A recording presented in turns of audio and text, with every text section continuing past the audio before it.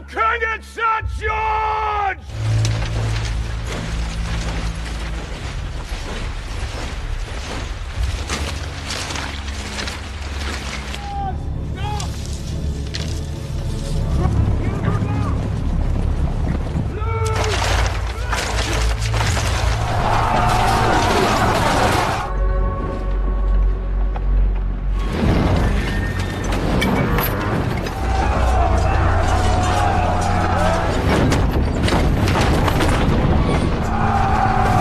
Halo sobat semuanya dimanapun kalian berada. Bagaimana kabarnya? Semoga semuanya tetap sehat dan sukses selalu.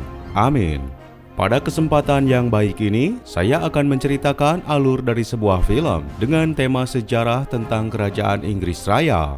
Film ini menceritakan kisah seorang raja muda bernama Henry kelima yang harus menghadapi musuh-musuh politiknya di istana demi kepentingan pribadi mereka, termasuk saat beliau dijebak serta diadu domba supaya mengibarkan bendera perang kepada kerajaan Prancis. Hingga kisah ini menggambarkan tentang kengerian sejarah perang 100 tahun antara kedua kerajaan yang tak pernah bersedia untuk berdamai.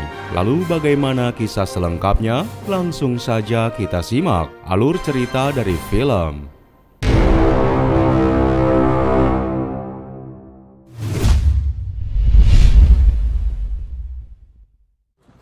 Where be the big dog? I said no! Film ini berlatar pada abad ke-15, di mana kala itu memperlihatkan suasana di istana kerajaan Inggris yang dipimpin oleh seorang raja bernama Henry keempat, atau yang lebih dikenal dengan sebutan Raja Henry Bolingbroke. Beliau merupakan sosok raja yang sangat menjunjung tinggi harga diri kerajaannya, serta seringkali menunjukkan sikap ambisiusnya sebagai pemimpin, hingga atas sifatnya itulah yang menjadikannya sosok raja yang gila perang. Yang mana selama ini beliau sangat berambisi untuk meneruskan impian para raja pendahulunya, yaitu untuk membuat kerajaan Prancis bertekuk lutut kepada kerajaan Inggris. See the stream your treasury is under. I know you've traveled far from great travail. Tentu saja, atas keegoisannya itu, membuat para petinggi militer istana Inggris menunjukkan sikap ketidaksenangannya kepada sang raja, yang setiap waktu hanya membahas serta menunjukkan arogansinya untuk bisa menaklukkan kerajaan Prancis yang selama ini menjadi musuh bebuyutan mereka. Bahkan di saat kondisi istana yang sedang kritis seperti saat ini, karena memang kala itu, kerajaan Inggris belum mampu meredam peperangan dengan pihak Skotlandia serta para pemberontak Wallace yang terus melakukan perlawanan karena ingin memisahkan diri serta terbebas dari belenggu penjajahan Inggris. Scotland's that way. Atas sikap arogan serta ambisius sang raja itulah kini membuat seorang perwira muda bernama Harry Hotspur memutuskan untuk berkhianat dan meninggalkan lingkaran monarki kerajaan Inggris. Maka dia mulai membentuk pasukan loyalisnya untuk melakukan pemberontakan serta berniat menghentikan keangkuhan Raja Inggris yang dianggapnya telah semena-mena. What a venomous boy. Please, forgive us. We will burn Henry's reign to the ground. Terjadinya gejolak kekacauan yang semakin berkecamuk di dalam istana pada akhirnya menyebabkan Raja Henry keempat sakit parah, bahkan terlihat mulai sekarat. Terlebih saat dia mendapatkan informasi dari para petinggi istana yang mengatakan bahwa kas kerajaan saat ini semakin habis tanpa adanya pemasukan. Its natural end and yet still To relieve problems that are not of the church's making.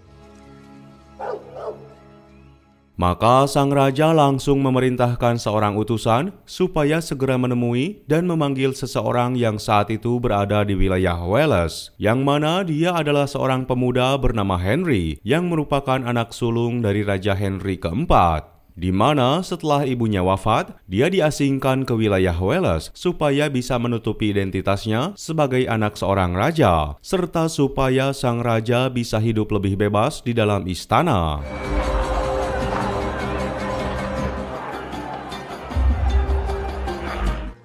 There's a fresh coin in this for you, you know. Dan beberapa hari kemudian, setelah para utusan sampai di wilayah Wales, dia langsung menyampaikan pesan Raja Inggris sebagai ayahnya untuk meminta Henry pulang ke istana guna menjenguk ayahnya yang sedang sekarat.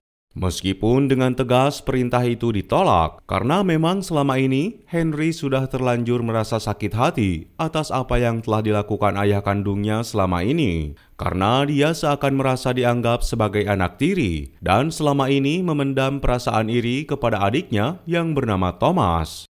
Tentu saja rasa sakit hati itu sangat difahami oleh seorang pengawalnya yang bernama John Falstaff, yang terus berusaha membujuknya untuk bisa menemui raja sebelum dia menyesal. Hingga dengan terpaksa, Henry menuruti nasihat itu dan langsung bergegas pergi ke istana. To request your presence, and you must visit with him. Shock enough to put even me to shame. Not to your feelings for him, you must visit with him. Tapi ternyata sesampainya di istana, rasa sakit hati kembali dirasakan oleh Henry.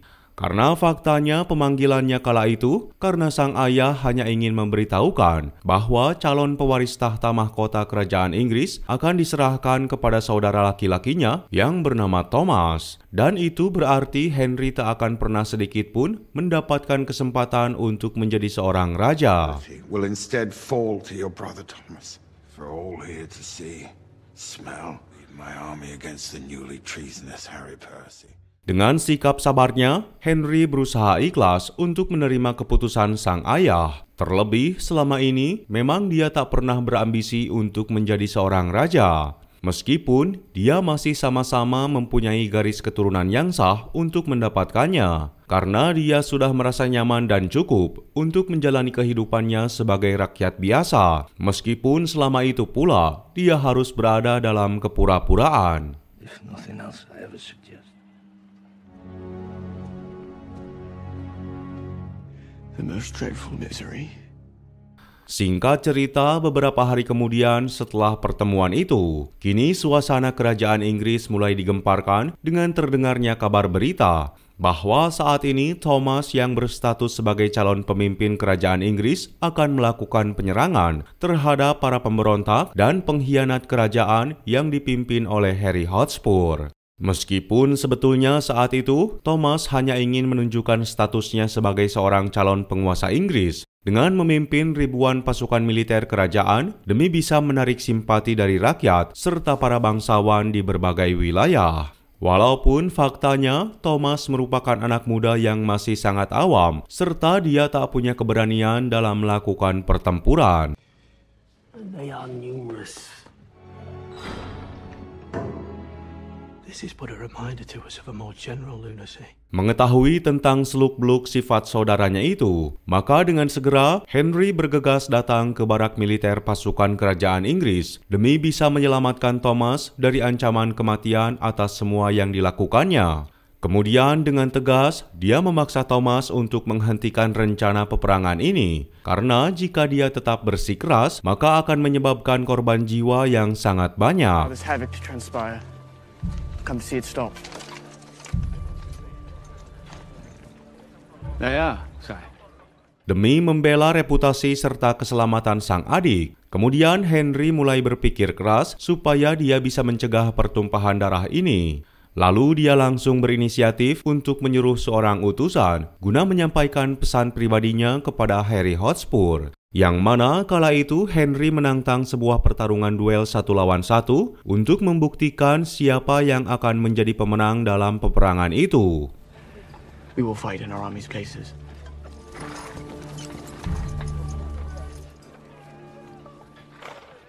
Dan sebagai seorang mantan perwira, setelah mendengar tantangan itu, Harry Hotspur langsung menyanggupinya. Tanpa buang waktu, Henry pun segera bergegas maju ke medan tempur untuk melakukan duel sampai titik darah penghabisan melawan Harry yang dikenal sebagai mantan perwira serta kesatria tangguh kerajaan Inggris. Hingga pada akhirnya pertarungan pun tak bisa dibendung lagi, di mana mereka berdua menggunakan baju zirah serta pedang untuk berusaha saling menyerang. Your father is plague to England.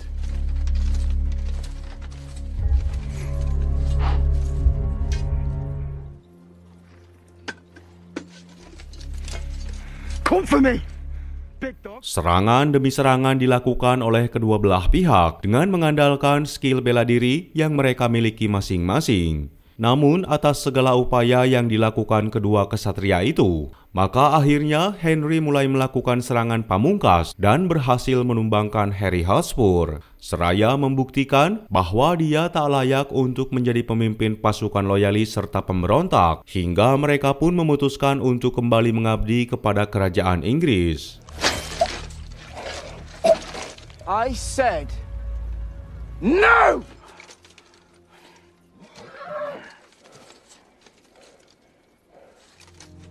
It's what will be spoken of tomorrow. Maka setelah peperangan itu, singkat cerita beberapa minggu kemudian, kini Henry bersama pengawal pribadinya yang setia memutuskan untuk memisahkan diri dan tinggal di sebuah rumah penginapan yang jauh dari hiruk-pikuk istana. Namun pada suatu hari, Henry kembali dikejutkan oleh kedatangan seorang utusan kerajaan yang bernama William, yang mendatangi rumahnya untuk membujuknya supaya bisa datang kembali ke istana Inggris. You must be king. That hook has lost its worm. Sekali lagi, Henry menolak ajakan itu. Namun kali ini, utusan itu berkata bahwa saat ini sang raja sekaligus ayahnya benar-benar sedang dalam keadaan kritis. Maka saat itu, William memberanikan diri untuk membongkar sebuah rahasia yang selama ini mereka tutupi, bahwasanya Henry akan diangkat menjadi seorang raja Inggris, karena ternyata saudaranya yaitu Thomas telah gugur di medan perang saat dia bersikeras melakukan aksi militer dengan menyerang pasukan Skotlandia. Young Thomas pressed on to the western fields. Your brother was killed. Kali ini, John Falstaff sebagai pengawal pribadinya benar-benar berharap agar Henry bersedia menerima tawaran itu, karena dia adalah satu-satunya harapan terakhir sang raja untuk bisa mewariskan tahtanya kepada keturunannya sendiri. Hingga akhirnya Henry pun mulai luluh dan bersedia untuk datang ke istana. Yang mana sesampainya di sana, betapa terkejutnya Henry saat dia melihat ayahnya yang benar-benar sedang dalam keadaan sekarat. King needs rest. Soon you will have it. He's dying.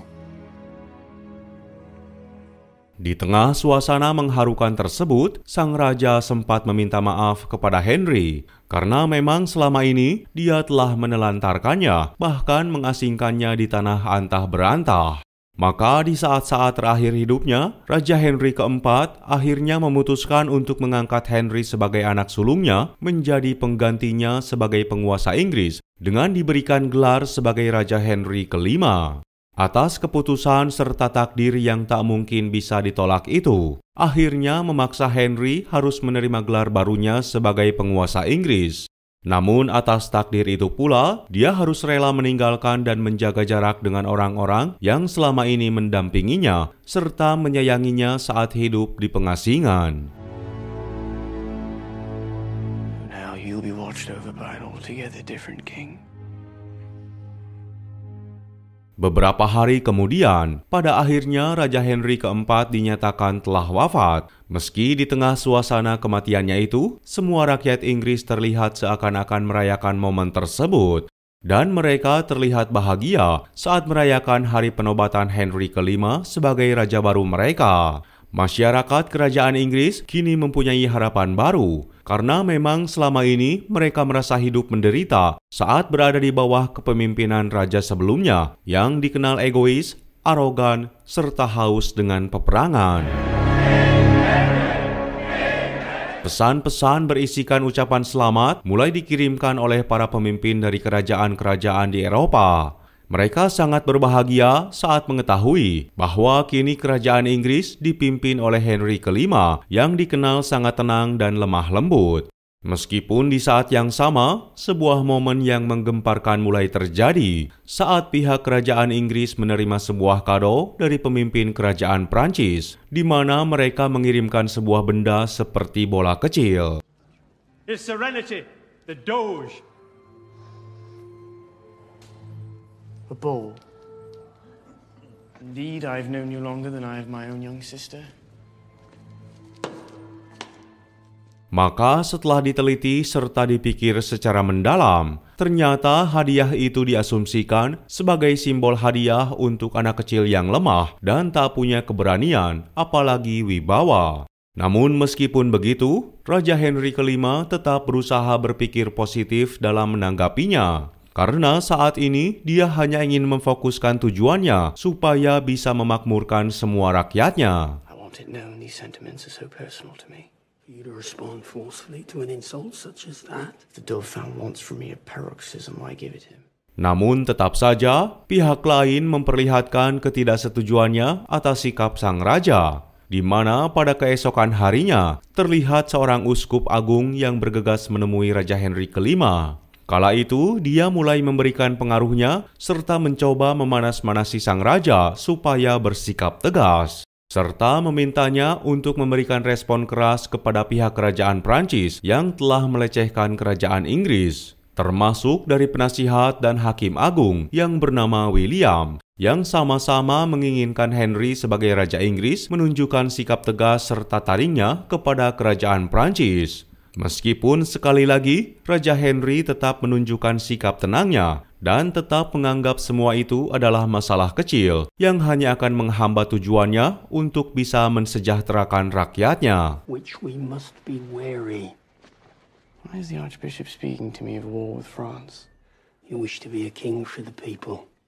Atas kegaduhan itu pula yang menyebabkan adik tiri Raja Henry yang bernama Philippia datang mengunjunginya, yang mana dia sengaja menemui Raja Henry untuk memberikan sebuah masukan serta nasihat supaya selalu hati-hati dengan semua orang serta para petinggi yang berada di istana. Philippia melakukan itu semua karena memang saat ini setelah Philippia menikah dengan Raja Erik sebagai penguasa Denmark, dan sebagai istri raja, dia mulai mengetahui tentang seluk-beluk politik yang ada di istana. Yang paling penting, bahwa akan selalu ada pengkhianat yang bersembunyi di balik kesetiaan. Hingga nasihat dari adiknya itu, kini membuat Raja Henry mulai berpikir dan merenung, serta lebih bersikap waspada kepada orang-orang di sekitarnya.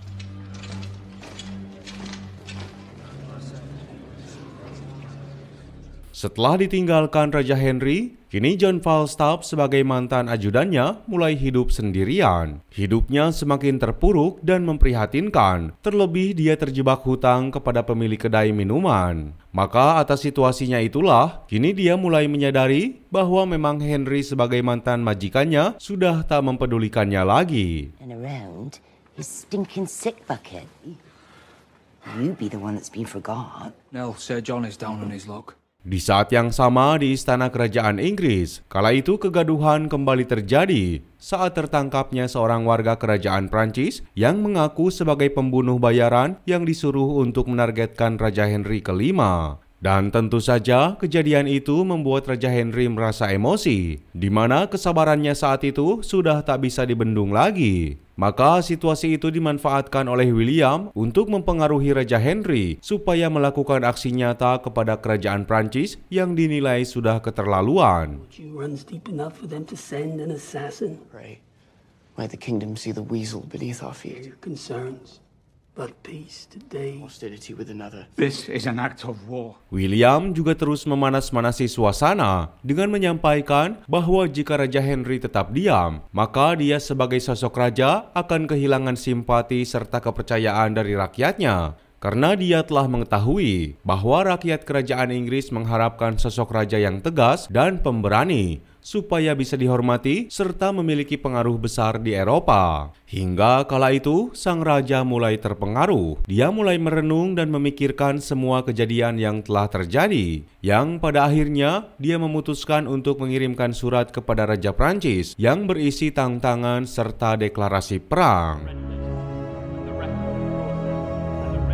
Fill this with gunstones and send it back to France. Send the full weight of your army. Ketakutan serta kebahagiaan atas keputusan itu benar-benar tak bisa dibedakan. Salah satunya seperti yang terjadi di sebuah ruangan pribadi milik William saat terlihat dua orang petinggi istana bernama Cambridge sebagai sepupu Raja Henry serta seorang bangsawan bernama Lord Grey. Kala itu mereka sedang membicarakan tentang keputusan Raja Henry untuk berperang dengan kerajaan Prancis. Mereka terlihat tidak setuju dengan rencana Raja Henry, dengan alasan karena sang raja belum memiliki pengalaman serta reputasi dalam kancah peperangan, apalagi untuk melawan musuh terbesar mereka, yaitu Kerajaan Prancis. Hingga ucapan mereka itu langsung disampaikan oleh William kepada raja dengan tuduhan bahwa mereka merupakan pembangkang serta pengkhianat kerajaan. Dan atas aduan itulah, maka tanpa pikir panjang, mereka langsung dijatuhi hukuman paling berat oleh sang raja.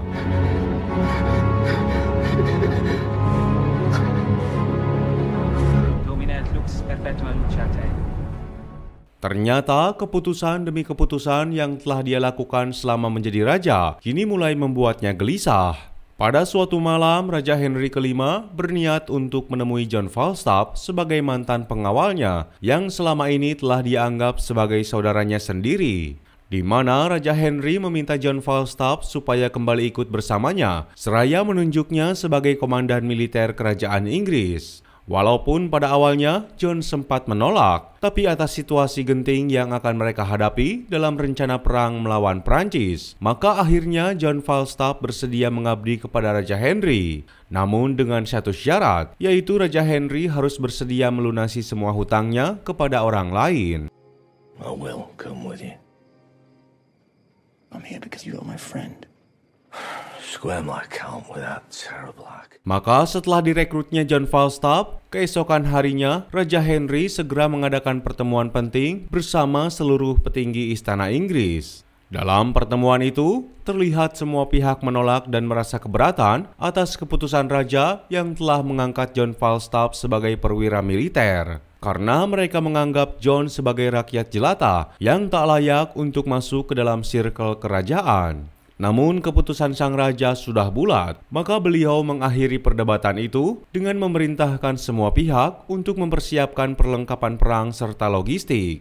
Yang mana saat itu dia memutuskan bahwa pihak militer kerajaan Inggris akan berangkat esok hari menggunakan jalur laut untuk menyeberangi Selat Inggris demi menuju medan pertempuran serta menginjakan kaki mereka di tanah Prancis. Fit, suitable enough to captain this effort?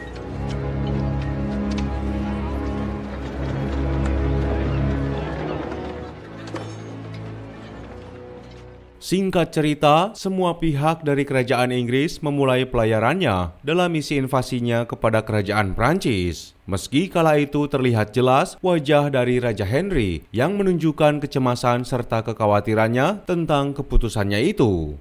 Dengan membawa kekuatan sebanyak total 6.000 prajurit, di antaranya 1.000 orang kesatria infanteri serta kavaleri, serta 5.000 pasukan arseri atau pemanah. Dan singkat cerita, akhirnya mereka pun telah berhasil mendarat di tanah Prancis dan langsung bergerak ke arah utara untuk mengepung sebuah kota bernama Kota Harfleur.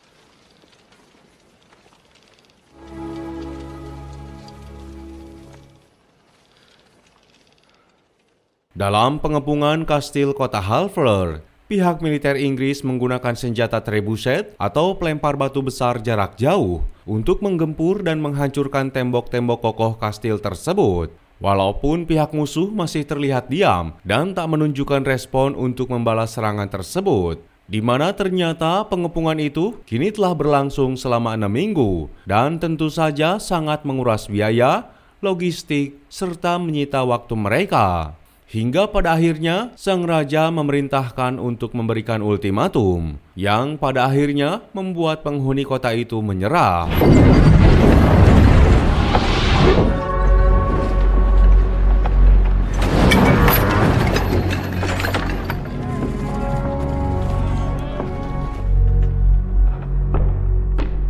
Momen keberhasilan itu pun disambut dengan perasaan bahagia oleh pihak Inggris. Meski setelah berhasil menjalankan misi pertama itu, tiba-tiba tim pengintai mereka menerima sebuah informasi bahwasannya putra dari Raja Charles ke-6 yang bernama Dauphin kini sedang dalam perjalanan menuju ke arah mereka. Kala itu, Raja Henry mengira bahwa Dauphin datang untuk mewakili ayahnya untuk menyatakan penyerahan diri dari kerajaan Prancis. Namun ternyata kedatangan Dauphin adalah untuk memperpanas situasi dengan memberikan ancaman untuk kehancuran pihak Inggris jika mereka tidak segera mundur dan kembali. Come to offer you surrender.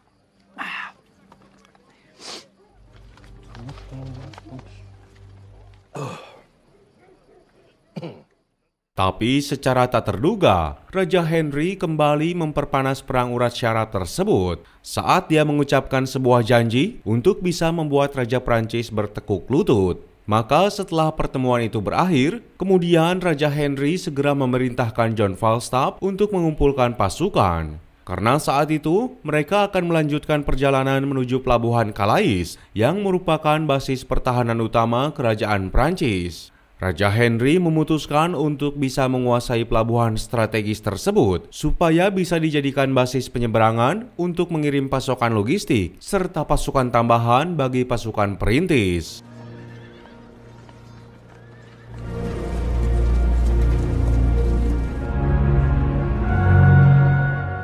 Dalam perjalanannya menuju pelabuhan Calais, pasukan Inggris harus berjalan lebih dari 320 km menyusuri hutan, di mana perjalanan melelahkan itu menyebabkan sebagian pasukannya menderita kelaparan serta terjangkit penyakit disentri. Bahkan yang lebih parahnya lagi, kini mereka mendapatkan informasi bahwa pasukan Prancis telah mengetahui rute pergerakan mereka. Hingga informasi itu kini benar-benar terjadi, di mana kala itu pasukan Prancis telah menyusun strategi untuk menghadang mereka di sebuah wilayah yang telah mereka persiapkan.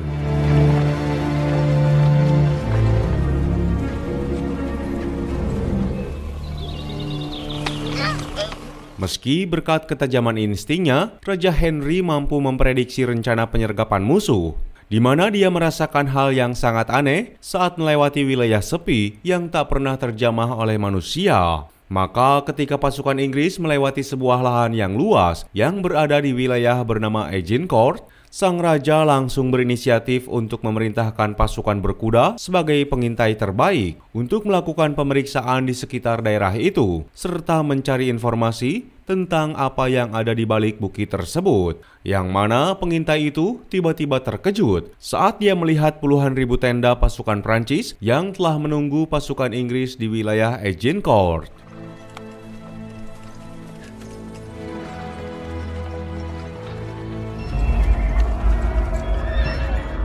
Situasi itu ternyata membuat mental Raja Henry menurun. Terlebih saat dia menyadari bahwa jumlah pasukan Inggris kalah telak dari jumlah pasukan Prancis yang diperkirakan berjumlah 20.000 pasukan. Hingga Raja Henry memutuskan untuk menahan pergerakan di dalam hutan guna melakukan rapat darurat bersama para petinggi militernya.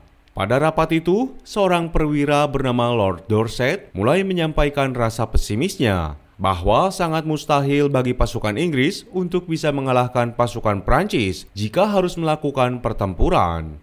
Meski rasa pesimisnya itu langsung dibantah oleh John Falstaff yang tetap meyakini bahwa pasukan Inggris masih bisa menang jika malam ini terjadi hujan lebat dan mereka bertempur dengan cara yang tidak biasa, di mana dia menyarankan supaya seluruh pasukan Inggris berperang tanpa menggunakan baju besi mereka, supaya bisa bergerak dengan lebih cepat dan leluasa. Karena jika memang hujan lebat turun, maka medan pertempuran akan mengalami banjir dan penuh dengan lumpur.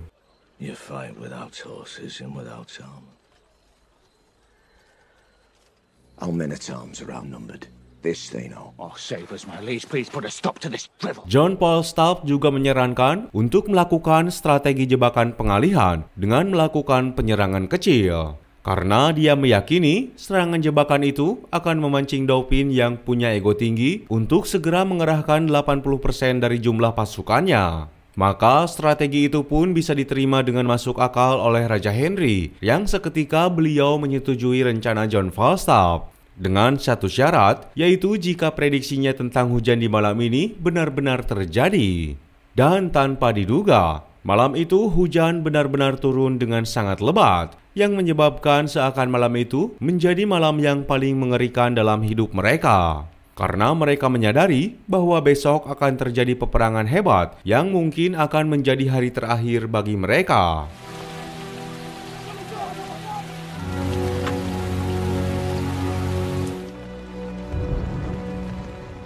Dan setelah melewati malam itu, singkat cerita keesokan harinya di pagi itu, John Falstaff telah bersiap untuk turun ke medan tempur bersama pasukan penyerang pertama yang akan menjalankan strategi jebakan serangan pancingan. Niatnya itu sempat dicegah oleh Raja Henry supaya John Falstaff hanya turun saat pertempuran kedua. Namun John tetap pada pendiriannya. Bahkan kala itu dia seakan mengungkapkan salam perpisahan karena John sudah merasakan bahwa hari ini adalah hari kematiannya. Meski dia ikhlas melakukan semua ini demi tercapainya cita-cita Raja Henry. Maybe then you'll lighten enough to have a drink with me. I think this makes for a much better story.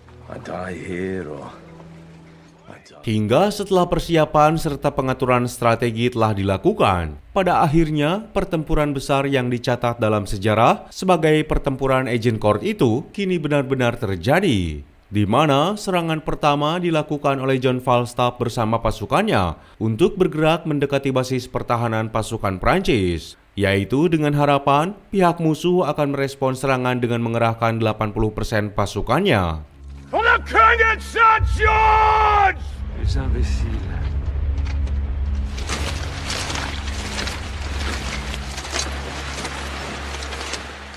Sesaat setelah penyerangan jebakan itu, seketika pasukan infanteri Inggris mulai menjalankan strategi lanjutan, di mana mereka membuka baju jirahnya dan bersembunyi di balik rimbunnya hutan yang berada di sebelah sisi kiri medan pertempuran, seraya menunggu taktik pertama berhasil, serta memanfaatkan situasi krusial saat pasukan Prancis berhasil terjebak masuk di kubangan lumpur.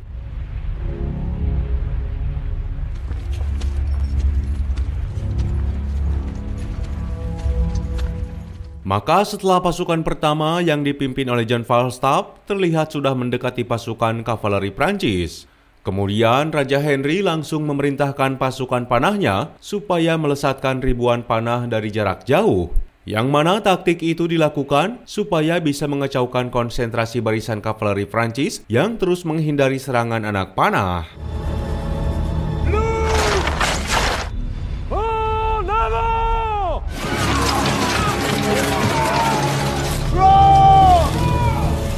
Dalam situasi chaos itulah, John Falstaff bersama pasukannya langsung menyergap musuh dengan melakukan pertarungan jarak dekat. Meski kala itu mereka sangat kesulitan untuk melumpuhkan pasukan kavaleri musuh karena memang mereka kalah jumlah.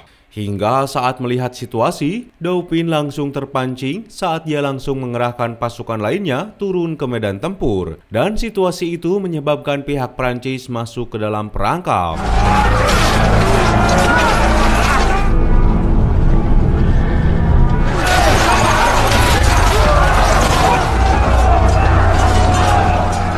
Keadaan pertempuran jarak dekat yang semakin krusial itu akhirnya membuat Raja Henry memerintahkan seluruh pasukan cadangan yang selama ini bersembunyi di dalam hutan untuk segera turun ke dalam pertempuran demi membantu pasukan pertama John Falstaff. Meski dalam perang dahsyat itu, mereka bertempur tanpa memakai baju besi pelindung.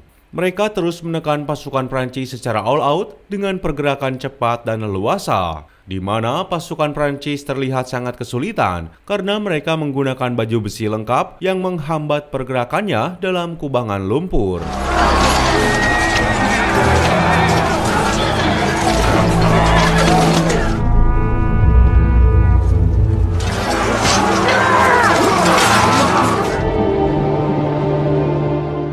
Teriakan memilukan mulai terdengar dari segala arah dalam situasi pertempuran itu. Kedua belah pihak mengalami kerugian yang sangat banyak, di mana korban-korban mulai berjatuhan dengan kondisi yang sangat mengenaskan. Hingga di tengah situasi mengerikan itu, tiba-tiba suara trompet terdengar memekakan telinga semua prajurit, yang mana suara itu menandakan bahwa pertempuran harus segera berhenti. Karena ternyata saat itu, Dauphin sebagai pemimpin dari pihak pasukan Prancis memutuskan untuk turun ke dalam pertempuran guna menantang Raja Henry dalam duel 1 lawan 1 untuk bisa membuktikan serta mewakili pemenang dalam peperangan itu. Hingga kemudian inilah yang terjadi.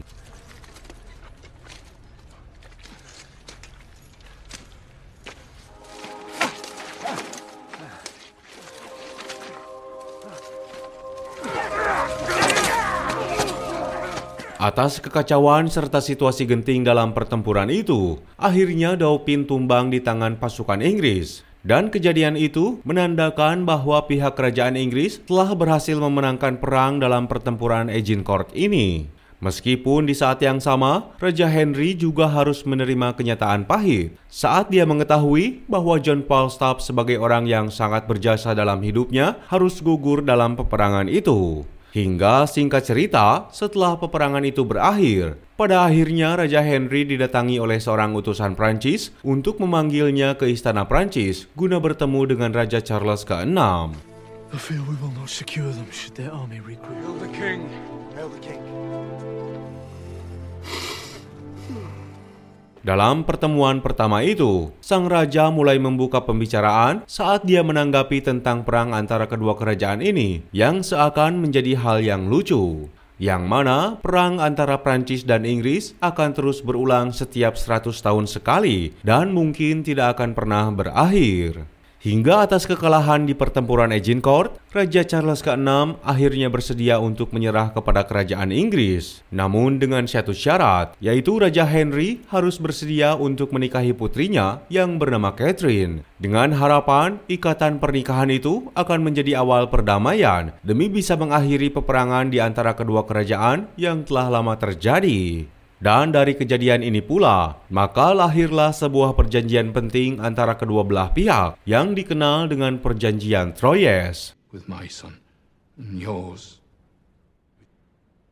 it is most uncanny. Meskipun diceritakan beberapa bulan kemudian, setelah Raja Henry V telah kembali pulang ke tanah Inggris dengan membawa kemenangan besar, beliau disambut dengan sangat meriah, hingga dalam momen itulah sang raja akhirnya mulai menyadari tentang sebuah kebenaran. Saat dia mendengarkan penjelasan dan kejujuran dari calon istrinya yaitu Catherine, yang menyatakan bahwa perang ini sebetulnya tak diinginkan oleh Prancis. Karena selama ini pula, setiap Raja Inggris dari masa ke masa selalu berhasil diperalat oleh seseorang di dalam istana untuk terus terjebak dalam perang demi kepentingan pribadinya. Maka setelah mendengar hal itu, seketika sang raja langsung bergegas menuju sebuah ruangan milik William sebagai seorang penasihat raja.